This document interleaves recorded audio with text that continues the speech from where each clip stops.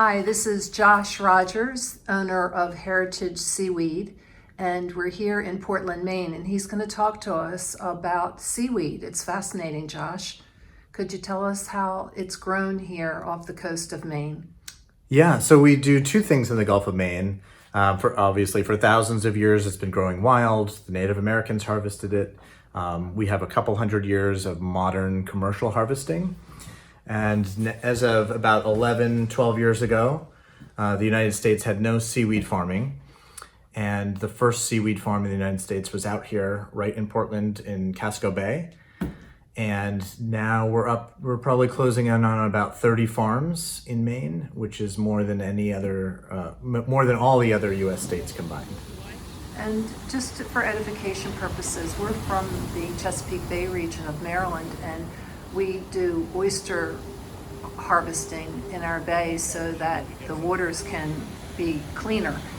Is the farming of seaweed cleaning the waters as well? Yeah, so seaweed is very beneficial for water quality. One thing that seaweed creates is oxygen in the atmosphere. In fact, most of the oxygen in the atmosphere comes from algae. Seaweed is algae. And so it's creating oxygen.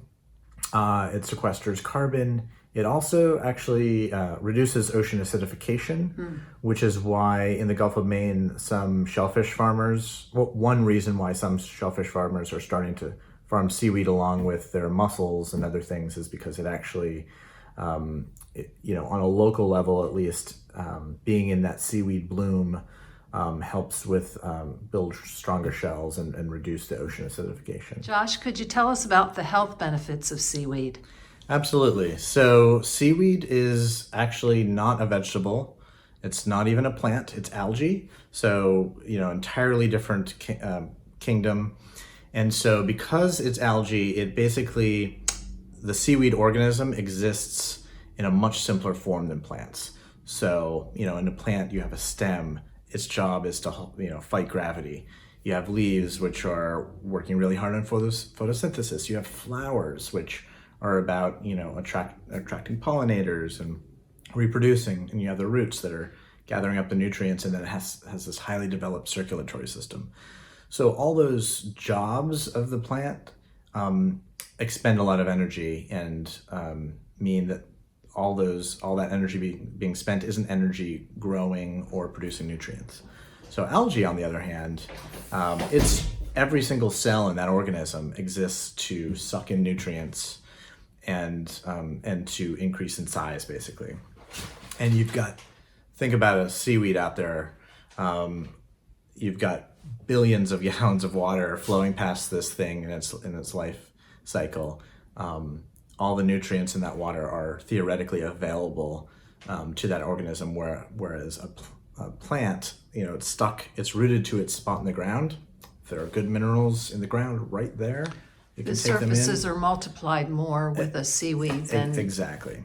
And so its claim to fame basically is minerals. Seaweeds have about 10 times the minerals that most land-based plants have. They also have vitamins, they have essential amino acids, anti-inflammatories, antioxidants, and a lot of people don't realize this. Seaweed is where fish get all of their omega oils from. Fish don't make any omega oils themselves. Interesting. Yeah.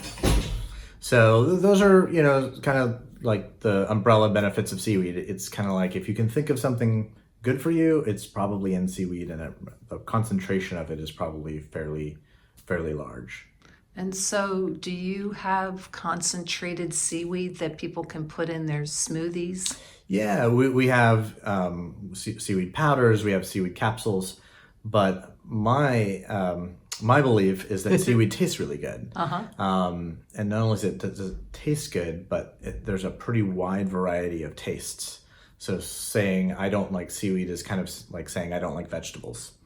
There's a real kind of range of taste to, more nutty, to more sweet, to savory, salty, and all sorts of other things.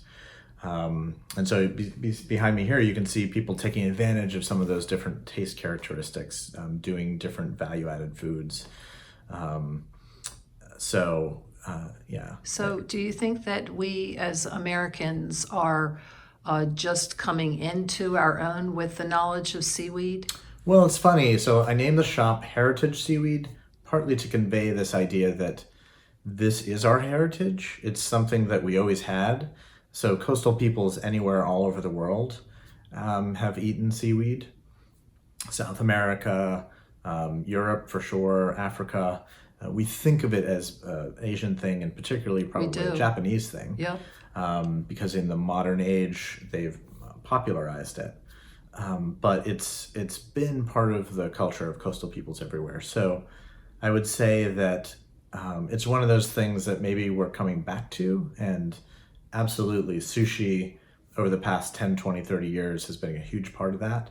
And then the most recent thing that's helping drive seaweed awareness is this thing called seaweed snacks, which is essentially just nori sheets, but they're marketed towards kids and as a snack. And so anyone with a kid that's under the age of 15 knows about these things. It's kind of like the next level of seaweed awareness. But there's obviously so much more that that exists out there in the marketplace, and it's going to keep increasing. People are starting to become aware of it, I think partly because we are starting to farm it. So it's not something we're just getting from Asia like we have been. And when I came into your shop this morning, I had some of your tea it's a seaweed tea.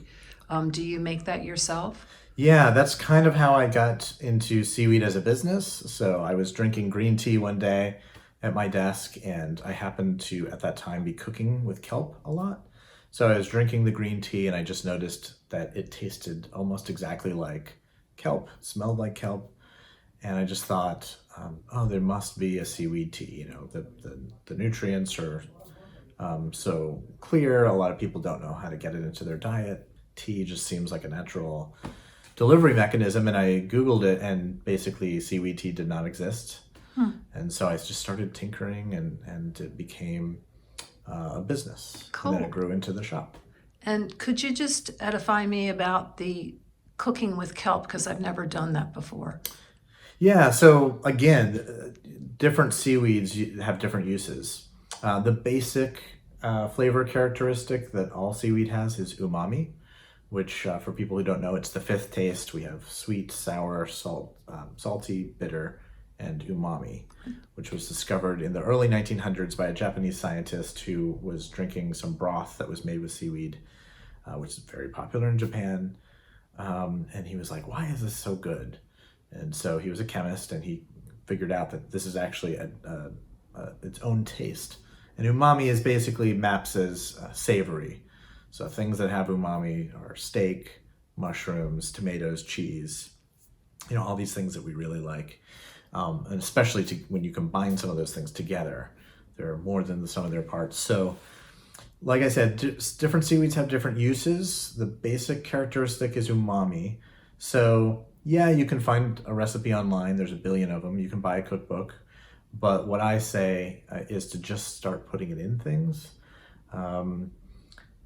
You combine it with anything else that has umami, it's going to be pretty good. Seaweed with cheese is actually pretty good. So on pizza, different things like that. Obviously, you can use it for soups, rehydrate it, make it into salads, roast it. That's going to change the flavor as well.